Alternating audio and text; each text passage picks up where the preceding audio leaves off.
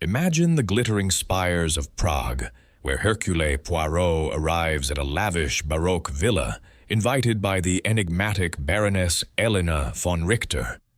But beneath the golden glow of her famed gilded staircase lies a web of deadly secrets. That fateful night, a chilling cry echoes through the halls.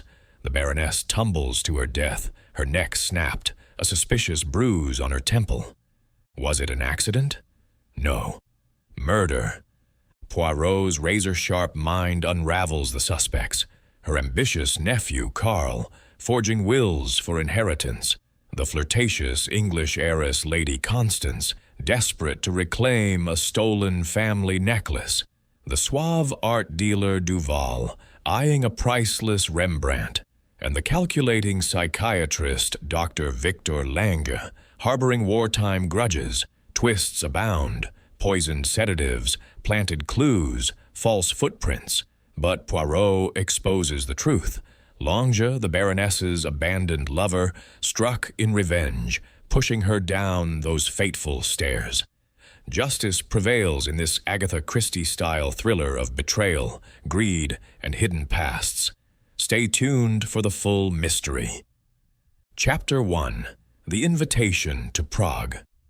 The express train from Paris glided into Prague's Hlavní nádraží with a soft hiss of steam, its iron wheels clattering to a halt amid the bustling platform. Hercule Poirot, impeccably attired in a tailored suit of fine wool, his mustache waxed to symmetrical perfection, stepped down with the precision of a man who detested disorder in all its forms. He adjusted the shine on his patent leather shoes, glancing upward at the city's ancient spires that thrust through the veil of autumn mist, sharp and vigilant as the fingers of justice itself. The air carried the crisp scent of fallen leaves, mingled with the faint aroma of coal smoke, and Poirot inhaled deeply, his little gray cells already stirring with anticipation. It was an invitation that had drawn him here, one as enigmatic as it was insistent. Some weeks prior, while savoring a quiet afternoon in his London flat on Whitehaven Mansions, a letter had arrived on cream stationery, edged in gold. The handwriting was elegant, flowing with the grace of old European aristocracy. "Mon cher Poirot," it began, "it has been too many years since our paths crossed in Vienna. I find myself hosting a small gathering at my villa on the outskirts of Prague, a few select guests for conversation and diversion. Your presence would honor us greatly, and perhaps avert a shadow that looms over our assembly. Come, I implore you. Yours in friendship, Baroness Elena von Richter." Poirot had pondered the missive over a cup of tisane, his fingers drumming lightly on the arm of his chair. The Baroness, a widow of considerable fortune, had once been a figure of intrigue in the salons of pre-war Europe. Beautiful, witty, and rumored to harbor secrets from her days amid the crumbling empires. What was this shadow she hinted at? A mere fancy, or something more sinister? Poirot, whose curiosity was as keen as his sense of symmetry, had wired his acceptance without delay. "One does not ignore the whisper of mystery," he had murmured to his valet Georges as he packed his valise. A carriage awaited him at the station, its driver a stoic Czech with a furrowed brow, who spoke little but drove with efficiency through the winding streets. The city unfolded before Poirot like a tapestry from another era. The Gothic arches of Charles Bridge spanning the Vltava River, the red-tiled roofs of Malastrana climbing the hills, and in the distance, the majestic silhouette of Prague Castle brooding under gathering clouds. As they ascended toward the villa, The landscape softened into manicured gardens and ancient oaks, their branches etched against the fading light. The Villa Richter stood atop a gentle rise, commanding a view of the river below like a sentinel of faded grandeur. It was a Baroque jewel, its facade adorned with intricate stucco work and tall windows framed in stone. But it was the interior that truly captivated. Upon entering the grand hall, Poirot's eyes were drawn inexorably to the gilded staircase that dominated the space. It spiraled upward in a lavish coil, each step carpeted in deep crimson, the balustrades wrought in gold leaf that gleamed with an almost ethereal luster. Crystal chandeliers dangled from the ceiling high above, their pendants refracting the afternoon sun into a myriad of rainbows that danced across the marble floors. "Magnifique," Poirot whispered, though he noted a faint chill in the air, as if the opulence concealed a draught from some hidden crevice. Baroness Elena von Richter descended the staircase to greet him, her movements fluid and regal, like a queen in her domain. She was a woman of striking presence, her silver hair swept into an elegant chignon, her gown of emerald silk accentuating eyes of the same vivid hue. Yet those eyes held a shadow, a flicker of unease that did not escape Poirot's notice. "Hercule, my dear friend," she exclaimed, bestowing a kiss on each cheek with continental warmth. "How good of you to come. The journey was not too taxing, I hope." "Pas du tout, Baroness," Poirot replied, bowing slightly. "The train was most comfortable, and the sight of your beautiful city revives the spirit." She led him into a sunlit drawing room furnished with antique velvet sofas and walls lined with oil paintings of stern ancestors. Over a tray of delicate pastries and coffee, she confided in hushed tones, "We are a small party, but diverse, guests from across Europe, each with their own complexities. My nephew, Karl von Richter, joins us. He is young, ambitious, forever restless about his future. Then there is Lady Constance Hargrove, an English heiress with a tongue as sharp as her wit, charming, but one senses depths beneath. Dr. Victor Lange, a psychiatrist from Vienna, arrives tomorrow. He has a keen eye for the human psyche, though his own seems guarded. And Monsieur Henri Duval, a French art dealer of repute, who boasts of unearthing a lost Rembrandt. Imagine, he insists on appraising my collection." Poirot nodded, his mind cataloguing each name, each hint of character. "And this shadow you mentioned, Baroness, it concerns these guests?" Her smile faltered briefly. "Perhaps it is nothing, an old woman's fancy, but tensions brew in families, do they not? Inheritance, old grudges. Let us speak no more of it now. Rest and join us for dinner." The evening meal was served in the dining room, a chamber aglow with candlelight reflecting off silverware and bohemian crystal. The table was laden with roasted duck glazed in honey, accompanied by dumplings and sauerkraut, all washed down with robust wines from the Moravian vineyards. Poirot, ever abstemious, opted for his customary tisane, observing the assembly with the detachment of a connoisseur. Karl von Richter, a tall man in his 30s with sharp features and a restless energy, dominated the early conversation. He leaned toward his aunt, his voice laced with urgency. "Aunt Elena, surely you see the sense in modernizing the estate? The world changes. We cannot cling to outdated traditions." The Baroness responded with gentle firmness, but Poirot noted the flush on Karl's cheeks, the way his fingers tightened on his glass. A sign of deeper frustration, perhaps over her will, which rumor suggested favored him, yet might be altered. Lady Constance Hargrove, seated opposite, interjected with a laugh that rang a touch too brightly. "Oh, Carl, darling, must we talk business at table? Tell us instead about your travels." She was a vision in sapphire blue, her auburn hair pinned with diamonds, but her eyes darted often to Duval, with whom she flirted shamelessly. "Monsieur Duval, your tales of art intrigue me. A lost Rembrandt?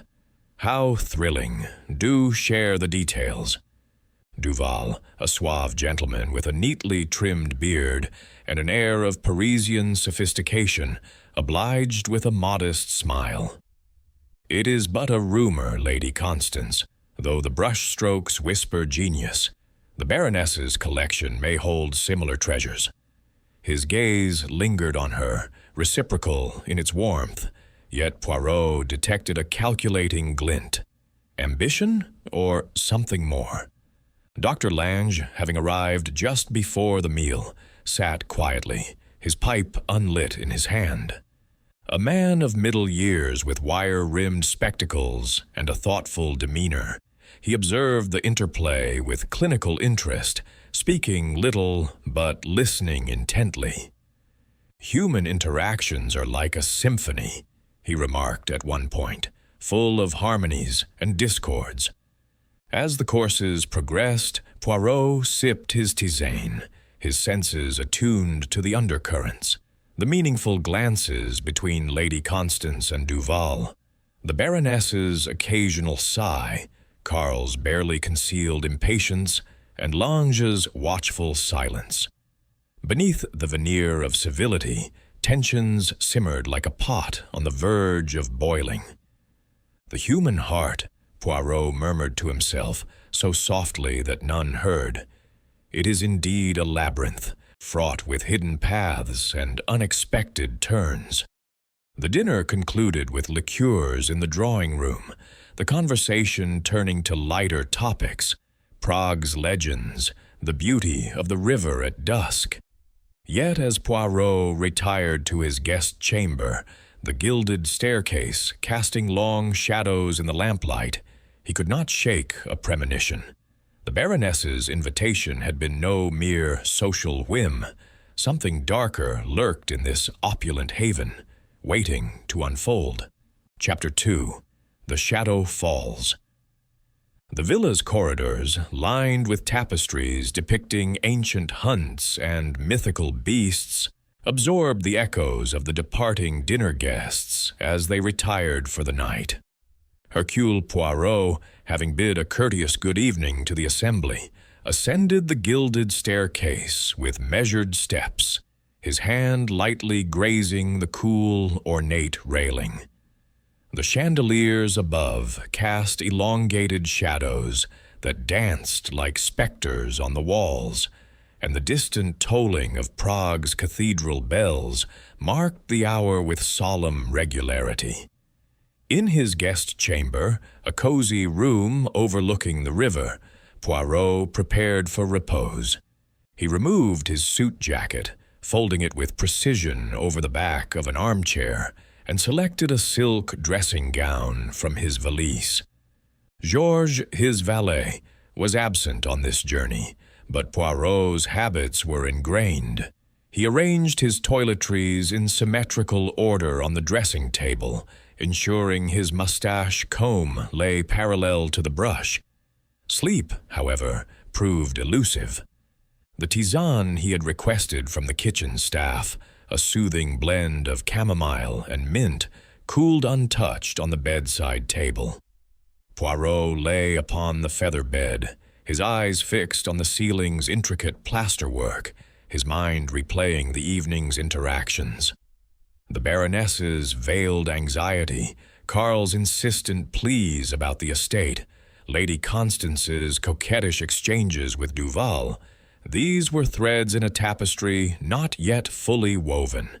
And Dr. Lange, with his penetrating stare, seemed to dissect the souls around him. "There is discord here," Poirot mused silently. "A symphony out of tune, where each instrument plays its own melody of desire." The clock on the mantel ticked toward midnight, its rhythm steady amid the villa's settling creaks. Outside, the wind whispered through the oaks, carrying the faint murmur of the Vltava. Poirot closed his eyes, willing relaxation, when a sudden sound shattered the tranquility. A muffled cry, sharp and desperate, echoing from the direction of the grand hall. It was followed almost immediately by a heavy thud, as if something substantial had struck the floor below. Poirot bolted upright, his heart quickening not with fear, but with alertness. "Mon Dieu," he whispered, slipping his feet into his slippers and donning the dressing gown. He seized a small flashlight from his valise, a practical tool for any traveler, and hurried to the door. The corridor was dimly lit by wall sconces, their flames flickering in the draught. Poirot moved swiftly but silently, his senses attuned to any further disturbance. As he reached the top of the gilded staircase, he paused, peering down into the hall. The sight that met his eyes confirmed his worst suspicion. At the base of the stairs, sprawled awkwardly on the marble floor, lay the motionless form of Baroness Elena von Richter. Her emerald gown was twisted about her limbs, and a dark pool spread slowly from beneath her head, staining the pristine stone. The staircase, that golden marvel, now seemed a treacherous descent, its curves hiding potential secrets in their shadows. Poirot descended rapidly, his flashlight beam cutting through the gloom. He knelt beside the body, careful not to disturb the scene. The Baroness's neck was bent at an unnatural angle, her eyes staring blankly upward, devoid of the vitality that had sparkled earlier.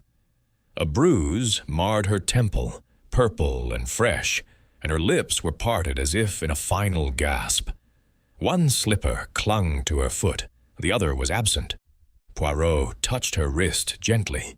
No pulse, the skin already cooling. "Pauvre madame," he murmured, his voice laced with genuine sorrow. He scanned the area. The carpet on the stairs showed no signs of a struggle, yet a faint scuff mark on the balustrade caught his eye, as if a hand had gripped it desperately. Voices approached from various directions, the household roused by the commotion. First came Karl von Richter, bursting from the library door, his shirt untucked and hair disheveled. "Aunt Elena," he cried, halting abruptly at the sight. His face drained of color, and he clutched the door frame for support. "What? How?" He claimed in a stammering rush that he had been immersed in financial ledgers, reviewing estate accounts by lamplight. Lady Constance Hargrove appeared next. From the upper floor, wrapped in a silk robe of pale lavender, her hair unbound and tumbling over her shoulders. She let out a gasp, her hand flying to her mouth. "Oh, heavens! Is she—" She descended the stairs with unsteady grace, averting her eyes from the body. "I heard footsteps earlier, heavy ones on the treads. I thought it was the maid." Dr. Victor Lang emerged from the study, his pipe still in hand, though unlit. He moved with professional calm, kneeling opposite Poirot to examine the Baroness. "Broken neck from the fall," he pronounced after a brief inspection. "But this bruise on the temple, it suggests a blow prior to the descent, possible foul play." His voice was steady, almost detached, as if discussing a case study rather than a tragedy. Last to arrive was Monsieur Henri Duval, from his room on the ground floor, his hands trembling as he fumbled with a cigarette case. "Mon Dieu, what horror!" he exclaimed, lighting a cigarette with difficulty. The acrid smoke curled upward, mingling with the metallic tang of blood in the air. The villa's staff, A butler named Joseph and two maids gathered at the periphery, whispering in Czech, their faces etched with shock. Joseph, a grizzled man of middle age, sent one maid to summon the authorities. Poirot, rising to his feet, addressed the group. "Mesdames et messieurs, we must not touch anything. This is no accident. Observe the position of the body, the missing slipper." The Baroness was a woman of poise. She would not tumble so carelessly. Within the hour, Inspector Karel Novak of the Prague police arrived, accompanied by two uniformed officers and a medical examiner. Novak was a robust figure, broad-shouldered with a mustache that curled ambitiously at the ends, rivaling Poirot's in grandeur, if not in symmetry.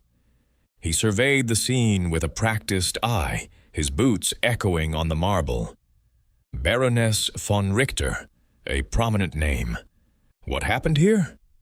He listened as the guests recounted their versions, jotting notes in a worn, leather-bound book. Karl reiterated his library alibi, adding that he had heard nothing until the cry. Lady Constance mentioned the footsteps again, her voice quivering now with emotion. Dr. Lang repeated his medical assessment, suggesting the blow might have come from striking the railing during a fall. Duval, puffing nervously on his cigarette, claimed he had been on the balcony, admiring the night sky. Inspector Novak turned to Poirot, recognition dawning. "Hercule Poirot, the Belgian detective? I've read of your cases. What brings you to Prague?" "An invitation from the deceased," Poirot replied modestly. "And now, Inspector, I offer my assistance. This is murder, without doubt. The bruise is inconsistent with a mere slip. It is from a deliberate strike. And the cry? It was one of terror, not surprise." Novak grunted, eyeing the staircase. "An accident is possible. These old stairs are steep, but we'll investigate. Doctor, confirm the time of death." The medical examiner, a thin man with spectacles, estimated around midnight based on body temperature. Photographs were taken, the flashbulbs popping like distant gunfire, illuminating the grim tableau. Poirot, permitted to observe, noted additional details. A faint scent of tobacco near the body, different from Duval's brand. A smudge of dust on the Baroness's gown, as if from a struggle. And, curiously, a single pearl button loose on the floor nearby, not matching her attire. As the body was covered and prepared for removal, the guests were herded into the drawing room for further questioning. The atmosphere was thick with unease. Karl paced by the fireplace. Lady Constance dabbed at her eyes with a handkerchief. Dr. Lange stared into the embers, and Duval chain-smoked by the window. Poirot, seated in an armchair, his hands folded in his lap, absorbed it all. "The shadow has fallen," he thought, recalling the Baroness's letter. "But in its darkness, the truth will emerge." Inspector Novak began his interrogations methodically. To Karl, "You stand to inherit, yes? Any recent disputes?" Karl admitted to discussions about the will, but denied animosity. Lady Constance spoke of her friendship with the Baroness, mentioning a shared history in Paris, though her fingers twisted the handkerchief betrayingly. Dr. Lange described treating the Baroness for mild anxiety, prescribing a mild sedative. Nothing more. Duval, when pressed, revealed his interest in the art collection, but insisted on innocence. Through it all, Poirot interjected sparingly, his questions probing like surgical instruments. "Monsieur Duval, your cigarette case. It is silver, engraved. May I see?" Duval handed it over reluctantly. Poirot noted a fresh scratch on its surface. To Lady Constance, "The footsteps you heard. Were they ascending or descending? She hesitated, claiming descending. As dawn crept over the horizon, tinting the sky with pale light, the initial inquiries concluded. The guests were confined to the villa pending further investigation, and Poirot retired once more, though sleep was now impossible. In his room, he paced, his mind a whirlwind of facts and inferences. The missing slipper, the bruise, the button, each a puzzle piece. Someone has orchestrated this, he concluded, but the motive hides in the hearts revealed tonight. The villa, once a haven of elegance, now pulsed with suspicion, its gilded staircase a monument to tragedy. Outside, the river flowed onward, indifferent to the human drama unfolding on its banks. Poirot gazed at the water, his resolve hardening. The little gray cells were at work, and justice would not be denied. Chapter 3. The Web of Motives. The morning after the tragedy dawned gray and oppressive, with low clouds pressing down on Prague like a shroud. Rain pattered against the villa's tall windows, blurring the view of the Vltava River below, where barges moved sluggishly through the mist. Hercule Poirot, having risen early despite the restless night, dressed with his customary meticulousness. A fresh shirt starched to perfection, a tie knotted symmetrically, and his mustache groomed to razor-sharp points. He partook of a light breakfast in the dining room, black coffee and a croissant, though the latter's flakiness went unappreciated amid his preoccupation. The household staff moved about like ghosts, their faces drawn, serving with hushed efficiency under Joseph the butler's watchful eye. Inspector Novak had established a temporary headquarters in the villa's sunlit salon, a room adorned with gilt-framed mirrors and heavy brocade curtains that now seemed to absorb rather than reflect the dim light. Desks had been improvised from side tables, strewn with notebooks, photographs of the crime scene, and a map of the estate. Novak, nursing a mug of strong tea, greeted Poirot with a nod. "Monsieur Poirot, your reputation precedes you. I'll allow your involvement, unofficially, of course, but no interference with my men." Poirot inclined his head graciously. "I seek only the truth, Inspector. The little gray cells, they function best in collaboration." The guests were summoned one by one for deeper questioning, the air thick, with the scent of damp wool and lingering pipe smoke from Dr. Lange's habit. Poirot positioned himself in a high-backed chair by the fireplace, his notebook open on his knee, observing not just the words spoken, but the gestures, the hesitations, the fleeting expressions that betrayed the soul's secrets. First came Karl von Richter, ushered in by a uniformed officer. He entered with a defiant stride, though his eyes were rimmed with fatigue, and he carried the faint odor of brandy from a sleepless night. Seating himself opposite Novak, he crossed his legs impatiently. "I've told you everything," he began, his voice edged with irritation. "I was in the library, poring over accounts. Aunt Elena's estate is vast. Vineyards in Moravia, properties in Vienna. She promised it to me, her only kin, but lately—" He trailed off, glancing at Poirot. Novak leaned forward. "Lately what? Disputes over the will?" Karl sighed, rubbing his temples. "She mentioned revising it, favoring some absurd charity for war orphans. We argued at dinner, yes, but it was nothing heated. I loved her. She raised me after my parents' death." Poirot interjected softly. "Monsieur Karl, your hands, the ink stains. Fresh, non? From writing last night?" Karl examined his fingers, startled. "Yes, notes on investments. What of it?" Poirot merely smiled enigmatically, jotting a note. As Carl departed, Poirot murmured to Novak, "Ambition is a potent motive, but observe his grief.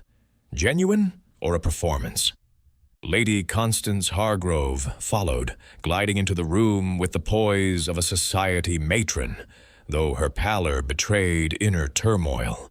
She wore a day dress of muted gray, a string of pearls at her throat, and settled into the chair with a faint rustle of silk. "This is dreadful," she said, her English accent crisp. "Elena and I were dear friends since our debutante days in Paris.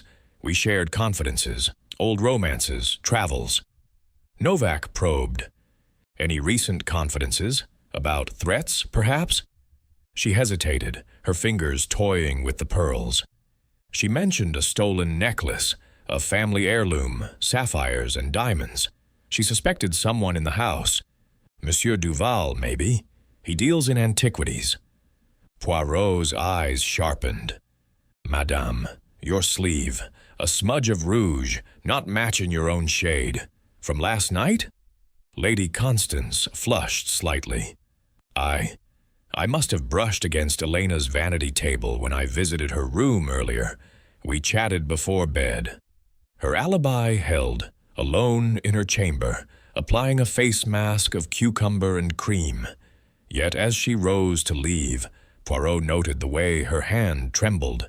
Fear or guilt? "The lady protests subtly," he confided to Novak. "But what does she conceal?" Dr. Victor Lange entered next, his demeanor composed, carrying a leather briefcase that he placed carefully on the floor. He adjusted his spectacles and lit his pipe, the tobacco's rich aroma filling the space. "Gentlemen," he said in measured tones, "I am at your disposal. As Elena's physician, I can attest to her health. Robust, save for occasional nerves." Novak queried about prescriptions. "A mild sedative, yes, valerian-based in her bedside vial. She took it for sleep." Poirot leaned in. "Doctor, you observed us all at dinner with a clinician's eye. Any tensions you noted?" Lang puffed thoughtfully. "Human dynamics are complex. Carl's impatience, Lady Constance's flirtations, Duval's opportunism, all surface ripples. But Elena feared blackmail. She confided in me during a session. Something from the war years. A indiscretion, perhaps." His alibi. In the study, reviewing patient notes by candlelight, Poirot's gaze fell on Lange's cuff, a thread of crimson carpet fiber clinging there, matching the staircase runner. "Your watch, doctor. It runs fast?" Lange checked it. "A habit from Vienna. I keep it on Central European time." As he exited, Poirot turned to Novak. "The mind doctor hides his own ailments.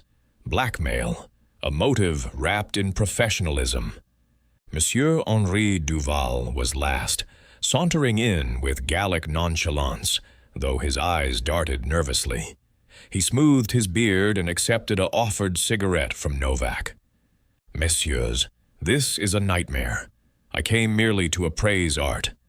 The Baroness's collection includes a potential Rembrandt, hidden in her attic, worth fortunes." Novak pressed. "And your relations with her?" Duval exhaled smoke. "Purely business, though she was charming." Poirot detected a whiff of perfume on his collar. The Baroness's signature lily of the valley. "Monsieur, your balcony vigil last night? The view of the river, no? Yet the rain started at 11. Your shoes are dry." Duval shrugged. "I stepped out briefly before the downpour." As Duval left, Novak slumped back. "All have alibis, flimsy as they are. Motives abound. Inheritance, jewels, blackmail, art."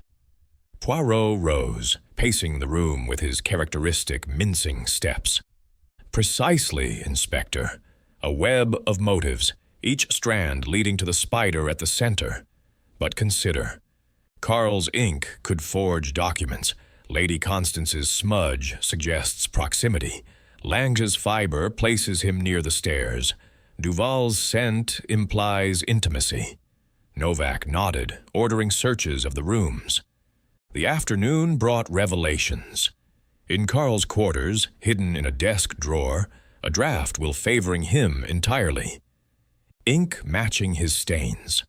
Lady Constance's vanity yielded a letter from an insurer querying about a claimed necklace loss. Lange's briefcase held notes on the Baroness. Patient exhibits paranoia wartime affair. Duval's valise contained a pawn ticket for jewels, perhaps the stolen necklace, yet Poirot cautioned restraint. These are threads, not the knot. The killer weaves cleverly. As rain drummed relentlessly, the villa's atmosphere grew heavier, suspicions festering like untreated wounds. Dinner that evening was a somber affair. The empty chair at the table's head a stark reminder. Conversations were stilted, eyes avoiding, contact, forks clinking unnaturally loud. Poirot, retiring early, reflected in his room. The web tightened, but the pattern eluded him still. Patience, he told his reflection in the mirror. The truth emerges from the tangle. Outside, the storm intensified, thunder rumbling like an omen over the ancient city. Chapter 4. Clues in the Gilding. The rain had ceased by midday, leaving the air crisp and laden with the earthy scent of wet soil, as if the storm had washed away superficial deceptions only to reveal deeper enigmas beneath. Hercule Poirot, having concluded his morning reflections in the salon, decided upon a methodical examination of the crime scene itself. Inspector Novak, ever the pragmatist, had cordoned off the grand hall with ropes borrowed from the stables, but he granted Poirot access with a gruff wave. "Tread carefully, monsieur. My men have dusted for prints already." Poirot nodded, his eyes already alight with purpose. "The fingerprints, they are but one layer, Inspector. The true clues whisper in the details overlooked." He began at the foot of the gilded staircase, where chalk outlines marked the Baroness's final position on the marble floor.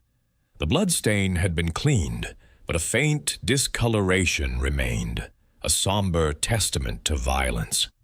Poirot knelt, his magnifying glass in hand, a compact tool of silver and crystal that he carried always in his waistcoat pocket. He inspected the scuff marks on the base step, noting their direction. Upward, as if from a forceful push rather than a stumble. Rising, he ascended the staircase slowly, each step deliberate, his fingers trailing along the balustrade's intricate gold leafwork. The railing was smooth, polished to a high sheen, yet at intervals he detected minute scratches, fresh, perhaps from nails clawing in desperation. At the top landing, where the staircase curved gracefully into the upper corridor, Poirot paused. The carpet here was thicker, a plush Aubusson weave in shades of crimson and gold, undisturbed save for a slight depression near the edge. Stooping, he spotted a glint amid the fibers. A single pearl earring, its clasp bent as if wrenched free in a struggle. He retrieved it carefully with a handkerchief, holding it to the light from a nearby window. The pearl was lustrous, matched by a diamond accent, fine craftsmanship, unmistakably part of a set. Summoning the maid, Anna, a timid girl with wide eyes who had served the Baroness for years, Poirot inquired gently, "Mademoiselle, this earring, it belongs to your mistress?" Anna nodded vigorously. "Yes, sir. She wore the pair last night with her emerald gown. I fastened them myself before dinner." Poirot pocketed the find, his mind noting the anomaly. Why only one lost, and here, at the precipice? Continuing his exploration, Poirot entered the Baroness's bedroom, a sanctuary of feminine elegance overlooking the gardens. The four-poster bed was still made, its silk coverlet smooth, suggesting she had not retired, fully before the incident.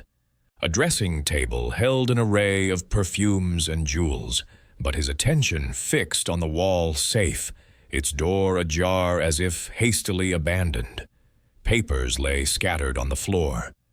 Legal documents, bank statements, and amid them a single letter in crisp German script. Poirot unfolded it with care. "Return what is mine, or the world shall know your secret. The past does not forget." Unsigned, the ink bold and fresh. He sniffed the paper subtly. No distinctive scent, but the handwriting slanted aggressively, hinting at a forceful personality. Nearby, on the bedside table, stood a vial of sleeping draught, its label in Dr. Lange's precise script. Valerian extract, 1 teaspoon nightly. The bottle was half empty, a stopper loose beside it. Poirot examined the contents, noting a slight sediment at the bottom. Unusual for a standard preparation? He sealed it for the inspector, pondering, had the Baroness taken her dose, only to be roused by an intruder, or was the draught itself tampered with? Descending once more, Poirot conferred with Novak in the hall. The inspector, poring over a sketch of the villa's layout, reported a discovery from his officers. Footprints in the garden mud, a trail leading from the French doors of the drawing room to the riverbank. Size 10 boots, deep impressions. Perhaps an intruder scaled the wall, entered, committed the deed, and fled. He gestured to a map, marking the path. Poirot followed him outside, the gravel path crunching underfoot. The prints were clear in the softened earth, spaced evenly, leading to the water's edge where they vanished. An escape by boat? Novak speculated, but Poirot shook his head, crouching to inspect a print. Non, mon ami. Observe the depth, uniform, as if stamped deliberately, not in haste, and the direction, toward the river, but no return marks. A diversion, cleverly laid to suggest an outsider. The killer is among us, planting false trails. Novak frowned, but ordered soil samples nonetheless.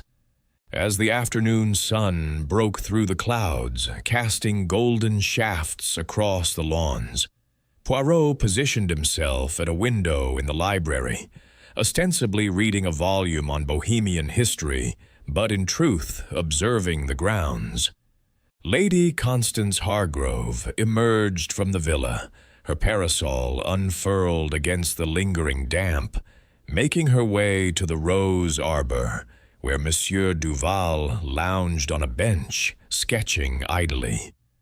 Their meeting was no chance encounter. She approached with purpose, her gestures animated as they whispered heatedly. Poirot strained to catch fragments. The necklace, promised, risk everything. Before Duval stood abruptly, his face flushed, and strode away. Lady Constance remained, her shoulders slumped, twisting a handkerchief in her hands. Meanwhile, Karl von Richter vanished from the villa for several hours, citing a need for fresh air.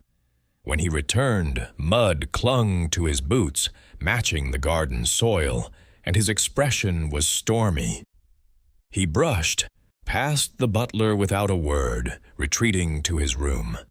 Dr. Lang, for his part, paced the terrace, consulting his pocket watch repeatedly, not merely checking the time, but as if awaiting a signal or timing an event. His pipe smoke trailed him like a shadow, and once he glanced toward the river with a furrowed brow. Poirot, stroking his mustache thoughtfully from his vantage, assembled the fragments in his mind. The earring suggested a struggle at the top. The letter pointed to blackmail. The vial hinted at foul play in the sedative. The footprints screamed misdirection, and these behaviors, confrontations, absences, watchful waits, wove a narrative of complicity. "The pieces assemble," he murmured to the empty room. "But the picture twists like the staircase itself. One clue leads to another, yet the center remains obscured." Evening approached with a chill. The villa's lamps kindled early against the gathering dusk. Dinner was postponed at Novak's insistence as he gathered the guests for updates. In the salon, tensions crackled like static. Karl demanded progress. "Have you found the intruder?" Lady Constance avoided Duval's gaze, her pearls clutched tightly. Lange offered psychological insights unbidden. Grief manifests in odd ways. Suspicion poisons the mind. Duval merely smoked, his eyes hooded. Poirot interjected mildly. "Patience, mes amis. The gilding of this staircase hides not gold alone, but secrets etched in its shine. We shall uncover them." Novak announced room searches complete, yielding little new, save a muddy handkerchief in Karl's pocket and a cryptic note in Lange's journal. Midnight rendezvous. Explanations were evasive, alibis reaffirmed. As the group dispersed, Poirot lingered, his gaze returning to the staircase. A maid ascended, carrying linens, her footsteps soft. He watched the play of light on the railings, a sudden insight dawning. The scratches aligned with the height of a woman's hand, or a man's glove. The web grew denser, the spider's design emerging. Outside, the river murmured secrets of its own, but Poirot knew the truth lay within these walls, waiting for the little gray cells to illuminate it. Chapter 5. The False Trail. The villa's atmosphere, already heavy with suspicion, thickened further as the afternoon sun dipped toward the horizon, casting long shadows across the manicured lawns like accusatory fingers. Hercule Poirot, having spent the midday in quiet contemplation in the library, surrounded by leather-bound tomes that whispered of forgotten histories, emerged with a renewed sense of purpose. Inspector Novak had convened the guests in the drawing room for what he termed a progress report, though Poirot suspected it was more an exercise in observation, a chance to watch reactions as new evidence surfaced. The room, with its velvet drapes drawn against the fading light and a fire crackling in the grate, felt like a stage set for revelations.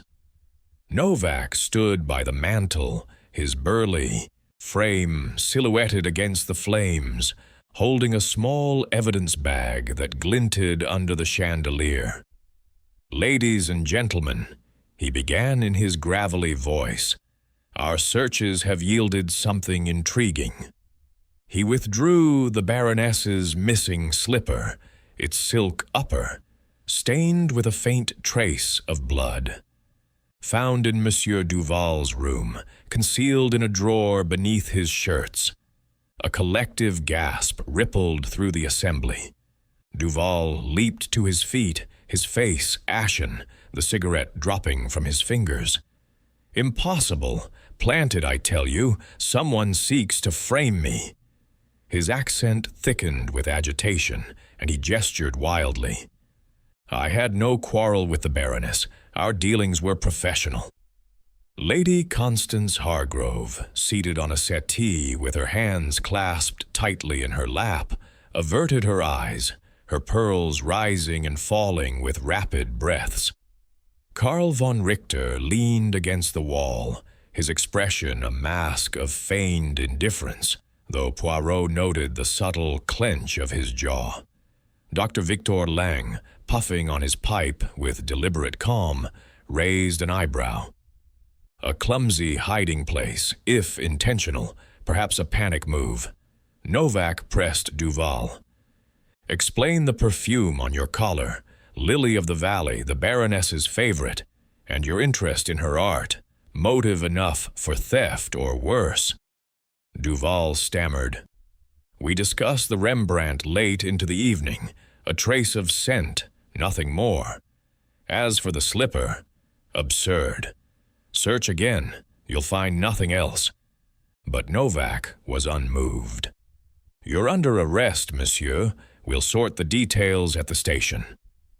As officers stepped forward to cuff him, Poirot interceded with a raised hand. "One moment, Inspector. Haste may lead us astray. Consider the bruise on the temple, not from a fall alone, but a blow with a blunt instrument."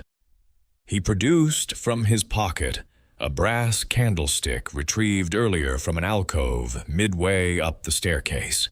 Its base bore a smear of dried blood, though the surface was wiped clean of prints. This, perhaps the weapon, hidden in plain sight. The room fell silent, eyes darting to the object. Novak examined it closely. No fingerprints, clever. But how does this exonerate Duval? Poirot smiled faintly. "It does not, yet, but observe, the candlestick was on the descending side, accessible to anyone. And the slipper in Duval's room? Too obvious, non? A false trail, laid to divert us." Despite Poirot's caution, Novak proceeded with the arrest, escorting Duval away amid protests. The Frenchman cast a pleading glance at Lady Constance, who looked away, her composure cracking with a stifled sob. With Duval gone, the villa seemed to exhale, though tension lingered like smoke. Poirot requested a private word with Lady Constance in the conservatory, a glass-enclosed space filled with exotic ferns and the humid scent of orchids. She followed reluctantly, her steps hesitant on the tiled floor. "Madame," Poirot began gently, "you and Monsieur Duval, there is more than flirtation, oui? A liaison, perhaps." She stiffened, then nodded, tears welling. "We met in Paris months ago. He promised marriage, but Elena warned me. He's a fortune hunter. Last night I saw Karl in the hall, writing furtively. He forged something. The will, I suspect." Her voice rose in accusation. "Arrest him instead." Poirot probed further. "And your own secrets? The insurance letter about the necklace." She paled. "A misunderstanding. The jewels were lost years ago. Elena knew nothing of it." But her denial rang hollow, and as she departed, Poirot noted scratches on her wrist, fresh as if from a defensive struggle.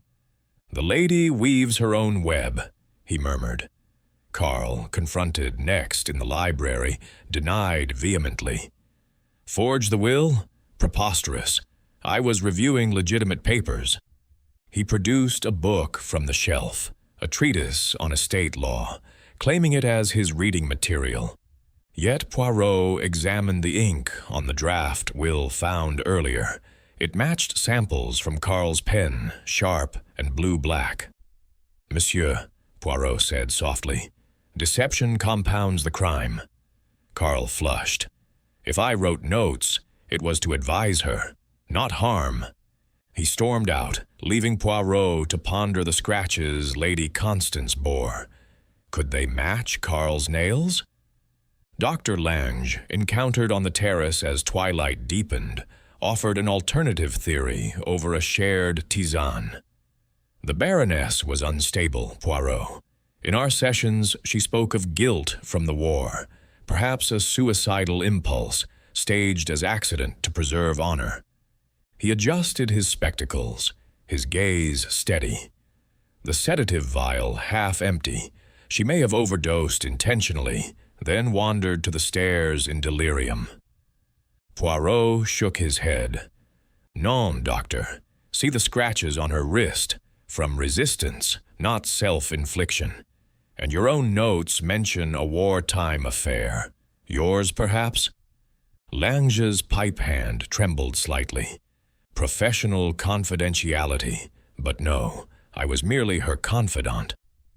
As evening enveloped the villa, a telegram arrived for Poirot, wired from his old friend Captain Hastings in London. Baroness's necklace insured for millions.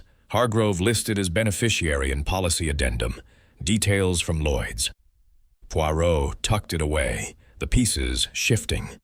Dinner was a strained affair, the table sparse without Duval, conversations clipped. Karl drank heavily. Lady Constance picked at her food. Lange observed with clinical detachment. Novak joined them briefly, reporting no confession from Duval yet. Poirot retired early, but ventured out under cover of night, his flashlight piercing the darkness toward the river. The footprints, now dried in the mud, confirmed his earlier suspicion. Deliberate, perhaps made with boots from the stable. Who had access? All, including the staff. Returning, he overheard whispers from Lady Constance's room, a muffled argument with someone unseen. Karl or Lang? Dawn brought another twist. A search of the attic revealed the purported Rembrandt, but expert eyes, summoned by Novak, deemed it a forgery, worthless. Duval's motive crumbled, yet he remained detained. Poirot conferred with Novak in the salon. The false trail multiplies, Inspector. The slipper plants suspicion on Duval. The forgery deflects from art theft. The footprints suggest intrusion. But the core, blackmail, inheritance, jewels, intertwines. Lady Constance broke down in tears during a second interview, confessing partial truths. Elena had my family's necklace, stolen during the war. She promised to return it, but refused last night. We argued on the landing. Tears streamed, but I didn't push her. Scratches on the Baroness's wrist matched Lady Constance's nails, yet Poirot withheld accusation. The trail leads, but veers, he thought. Karl vanished again, briefly, returning with alibis from villagers, drinking at a tavern, though timings overlapped suspiciously. Lange's journal, glimpsed in his room, noted confrontation at midnight. With whom? As rain resumed, drumming on the roof like insistent questions, Poirot paced the gilded staircase, reconstructing the fatal moments. A cry, a thud, preceded by footsteps, as Lady Constance claimed.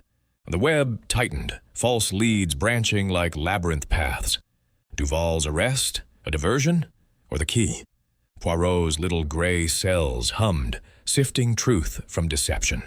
The villa, once elegant, now a cage of lies, awaited the unmasking. Chapter 6. The Gathering Storm. As the sun set over Prague, the sky darkened prematurely, heavy clouds amassing like conspirators above the villa.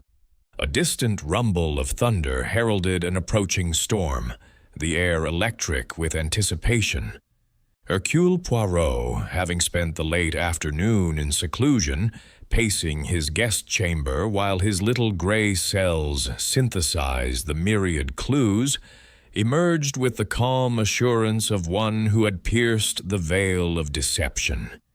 He requested Inspector Novak to assemble the remaining suspects in the salon that evening, a summons delivered with the gravity of an ultimatum. "It is time, mon ami," Poirot confided to the inspector as they prepared the room. The storm gathers, and with it, the revelation. The salon, illuminated by the soft glow of lamps against the encroaching dusk, felt smaller, more intimate, yet fraught with peril.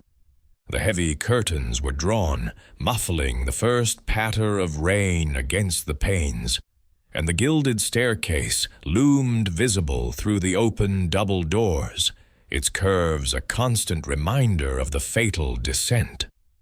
Poirot positioned himself at the head of the room, near a polished oak table upon which he had arrayed the key exhibits: the bent pearl earring, the blackmail letter, the half-empty vial, the brass candlestick, and the muddied slipper.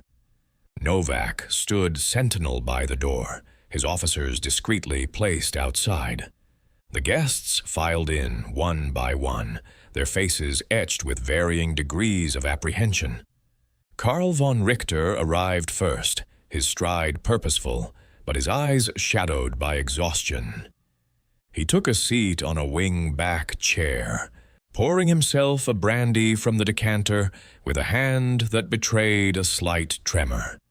Lady Constance Hargrove followed, her gown of deep burgundy accentuating her pallor. She perched on the edge of a sofa, her gaze flicking nervously to the staircase. Dr. Victor Lange entered with measured steps, his pipe clenched unlit between his teeth, choosing a spot by the window where he could observe the group. Monsieur Duval, released from custody earlier that day at Poirot's insistence, pending further evidence, slipped in last, his expression a mix of relief and wariness. He nodded curtly to Lady Constance, who avoided his eyes. Thunder cracked overhead, shaking the chandeliers and eliciting a start from Lady Constance. Poirot cleared his throat, his voice cutting through the tension like a blade. Mesdames et messieurs, thank you for gathering. The hour is late, the weather inclement, but justice waits for no calm. We are here to unmask the murderer of Baroness Elena von Richter, a crime not of impulse, but of calculated malice, woven from threads of greed, revenge, and hidden shame. He paced slowly before them, his hands clasped behind his back, his mustache twitching with each emphasis. Let us reconstruct the night. The Baroness after dinner retires but does not sleep. She takes her sedative. Ah, the vial, half empty, but it fails to bring repose. Instead, she confronts a shadow from her past, on the very landing of that treacherous staircase. A struggle ensues, a blow to the temple with the candlestick, a push, and she tumbles to her doom. The cry we heard, her final plea. Karl leaned forward, his glass forgotten. But who? You've arrested Duval, released him. What game is this? Poirot's eyes gleamed. A game of misdirection, Monsieur Karl. The slipper in Duval's room, a clumsy plant to shift blame. The footprints in the garden, a false intruder trail. Even the forged will in your hand. Yes, the ink matches, served to muddy waters. But the murder springs from deeper roots, buried in the chaos of war. He turned to Lady Constance, who stiffened under his gaze. Madam, you recognized something at dinner. The Baroness's necklace, a sapphire heirloom stolen from your family during the Austrian occupation. She fled with smuggled jewels from a collaborator, your jewels among them. You confronted her in her room, demanded restitution. She refused, citing her own claims. In rage, you struck her with the candlestick, then shoved her toward the stairs. Lady Constance paled, her voice a whisper. Lies. I would never. No? The earring found on the landing, not hers, but yours. The clasp bent in the struggle, torn from your ear as she grasped at you. And the rouge smudge on your sleeve? From her lips, transferred in her dying gasp as you leaned close, perhaps to whisper a final taunt. Duval gasped, rising halfway. Constance? But we? Poirot waved him silent. We, your lover, whom you sought to discard. You planted the slipper in his room, knowing his art dealings made him suspect. The insurance policy names you beneficiary, millions at stake. She crumpled, tears streaming. It was an accident. She lunged at me. Dr. Lange interrupted, his pipe now lit, smoke curling like a barrier. Wait, this is conjecture. I treated Elena. She was tormented by blackmail. The letter? From me. I knew her wartime secret, demanded payment in jewels. Perhaps she took an overdose in despair, fell accidentally. Poirot smiled enigmatically. Ah, doctor, you weave cleverly. But the letter, examine the script. Bold, slanted, matching samples from Karl's pen. He forged it to pressure her into signing the revised will in his favor. A desperate nephew, yes, but not the killer. Karl nodded slowly, relief mingling with shame. I admit the forgery. She was wavering. I thought a threat would sway her. But I heard the cry from the library. Too late to intervene. Thunder boomed again, rain lashing the windows like accusations. Poirot pivoted to Lange. The true culprit is you, doctor. The sedative vial, tampered with, not to kill outright, but to disorient, half empty, with sediment suggesting an additive, perhaps opium from your medical bag. She awoke, groggy, confronted you on the stairs about your blackmail demands. You, her wartime lover, abandoned when she fled with the jewels you helped smuggle. Revenge and fortune intertwined. Lange sneered, his composure cracking. Proof? Mere speculation. None. The fiber on your cuff, crimson from the stair carpet. Your watch, set to Vienna time, but the cathedral bells tolled Prague hours. You claimed to be in the study at midnight, yet the cry aligned with local time. You were on the stairs, adjusting for your deception. And the candlestick, your fingerprints, latent, revealed under police ultraviolet light this afternoon. Wiped, but not thoroughly. Lange lunged forward, his pipe clattering to the floor, but Novak's officers restrained him swiftly. You meddlesome Belgian, he spat. She deserved it, betrayed me, took everything. Poirot shook his head sadly. The human heart, twisted by betrayal. You struck her, pushed her, then arranged the scene, planting trails to confuse. As Lang was led away in handcuffs, the salon exhaled collectively. Lady Constance sobbed, Duval comforting her awkwardly. Karl stared at the floor, the weight of his own sins heavy. Novak clapped Poirot on the shoulder. Brilliant, monsieur. The case closes. Outside, lightning illuminated the gardens, the storm raging in full fury. Poirot gazed through the rain-streaked window, his work complete. Yet a quiet satisfaction tempered the triumph, the unraveling of motives, the exposure of souls. The gilded staircase, now silent, held no more shadows. Chapter 7. The Revelation. The storm that had raged through the night abated with the dawn, leaving the villa bathed in a crisp, golden light that streamed through the windows like a promise of clarity after chaos. Hercule Poirot, refreshed by a few hours of fitful sleep and a meticulous morning routine, his tisane brewed to perfection, his attire immaculate, descended the gilded staircase one final time, his steps deliberate and unhurried. The balustrade, once a symbol of opulent ascent, now evoked only the tragic fall it had witnessed.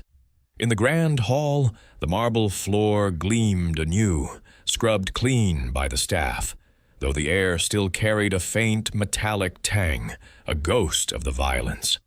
Inspector Novak awaited him in the salon, nursing a cup of strong coffee, his mustache drooping slightly from fatigue.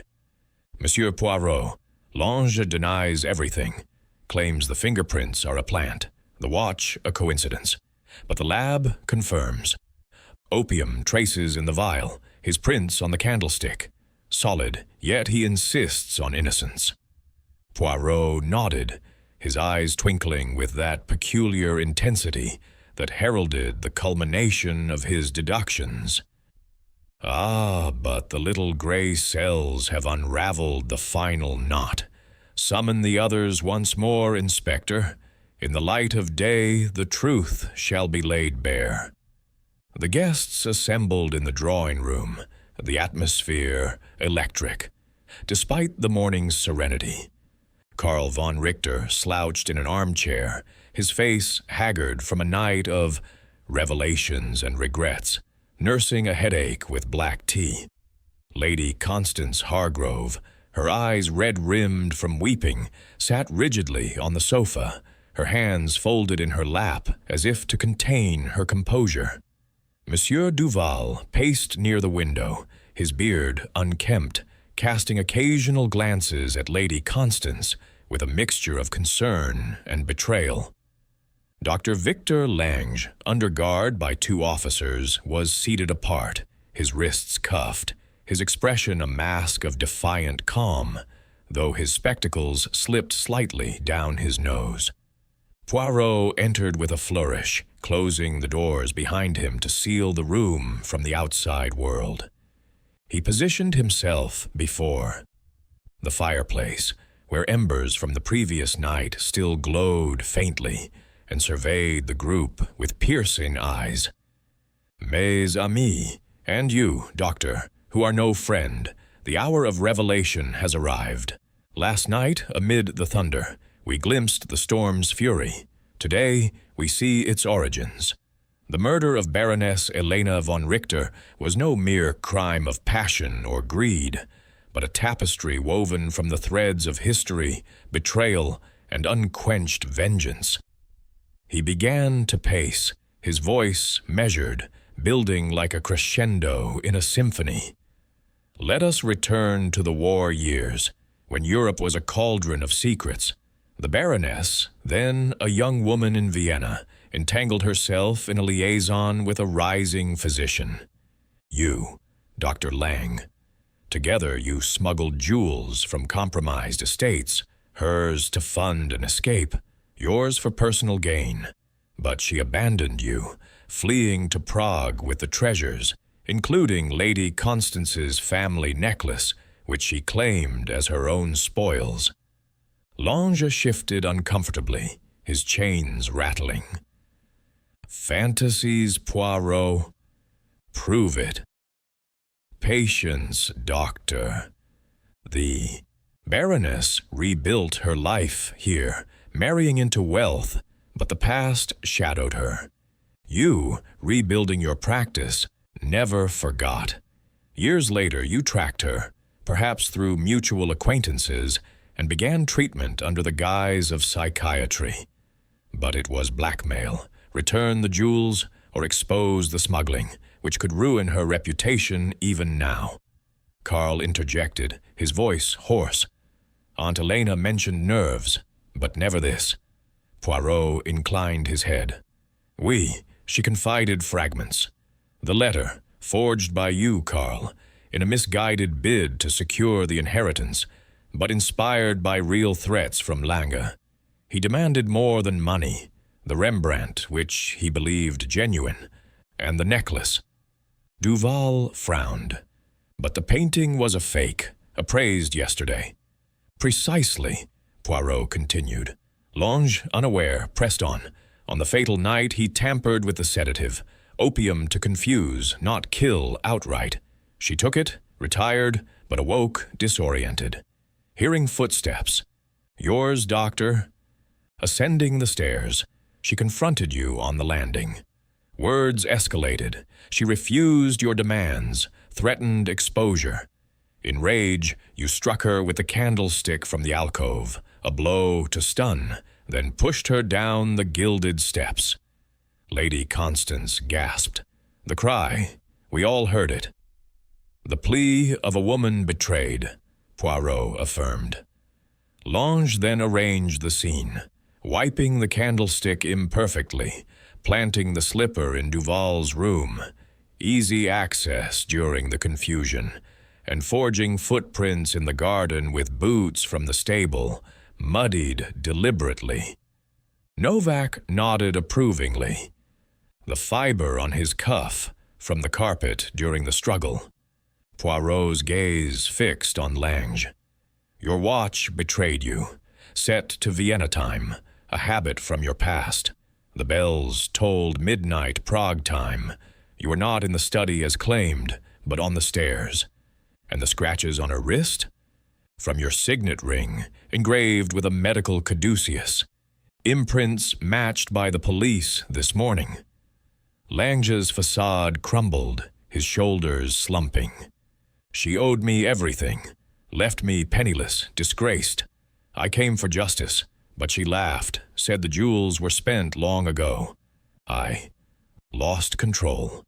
He hung his head, the confession spilling forth like the storm's receding waters.